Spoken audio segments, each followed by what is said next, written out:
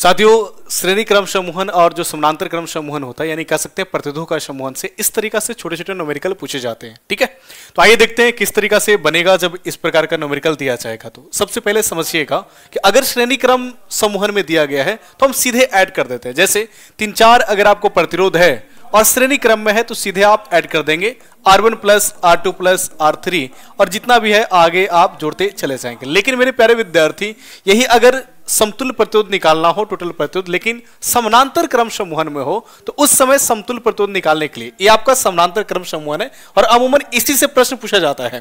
तो इसमें समतुल्य प्रतिरोध निकालने का जो फॉर्मूला होता है 1/Rp बराबर 1/R1 plus 1/R2 dot 1/Rn होता है।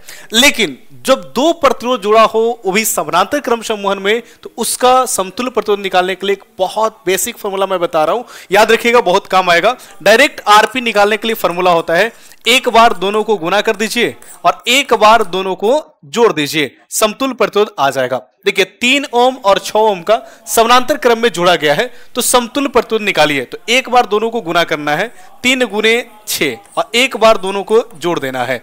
तो 6 त्रिया 18 बोलेंगे और ये 9 दूनी कितना हो गया 18, तो समतुल्य प्रतिरोध आ गया 2 ओम। इसी के आधार पर साथी नेक्स्ट प्रश्न है जो आपको कमेंट बॉक्स में कमेंट करके बताना है। बहुत बहुत धन्यवाद साथियों। बीपीएससी एडीओ का नया बैच शुरू हो चुका है और एक परीक्षा ऑब्जेक्टिव देकर के आप बन सकते हैं सीधा सहायक शिक्षा विकास पदाधिकारी। तो इस मौके को मत चूकिए, आज ही ज्वाइन कीजिए हमारा नया बैच बीपीएससी एडीओ का।